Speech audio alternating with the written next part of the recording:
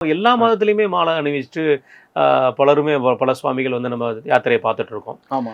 அப்போ அந்த யாத்திரைக்கு வந்து எந்த மாதிரியான பலன்கள் வந்து நம்மளுடைய புராணங்கள்ல சொல்லப்பட்டிருக்கு?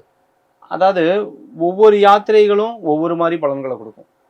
இது வந்து யாத்திரை அப்படின்னு சொல்றத விட, ஒரு தவம் அப்படின்னே சொல்லலாம். ஆ. ஏன்னா சபரிமலை அப்படிங்கிறது மத்த ஸ்தலங்கள போல இல்லாம அது ஒரு யோக பீடம். யோக பீடம். ஆக்ஞா சக்கர ஸ்தலம் அப்படின்னு சொல்லக்கூடிய ஆக்ஞாவாசி அப்படின்னு சொல்றோம். இது வந்து ஒரு யோக பீடம். அப்ப இந்த யோக பீடத்துல சுவாமி இருக்கார் அப்படிங்கும் பொழுது, இந்த இடத்துக்கு போற ஒவ்வொருத்தருமே ஒரு யோகியா மாறணும்.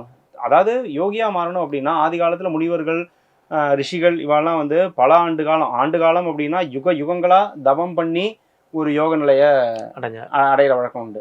இப்போ நம்ம சாதாரணமா சொல்றோம், இரண்யகசிபு எடுத்துட்டோம் அப்படின்னா, இரண்யகசிபு தவம் இருந்தது வந்து 11,000 வருஷம்.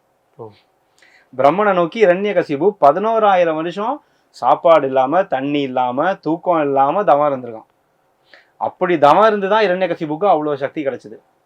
ஒரு அரக்கனுக்கே அந்த காலத்துல இவ்வளவு வைராக்கியம் இருந்திருக்கு.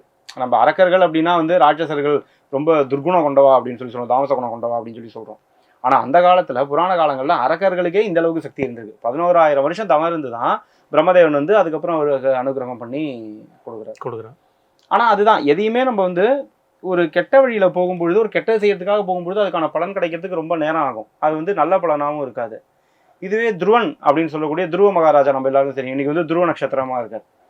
அந்த துருவன் தவம் இருந்தது 6 மாசம் தான், இரண்யகசிபுக்கும் முன்னாடி. ஆனா அவர் வந்து 7 வயசு குழந்தை. அந்த துருவன் வந்து 7 வயசு குழந்தையா இருக்கிற குழந்தை 6 மாசம் தவம் இருந்து 6வது மாசத்துல சாக்ஷா ஸ்ரீமன் நாராயணன் அவருக்கு காட்சி கொடுத்தார்.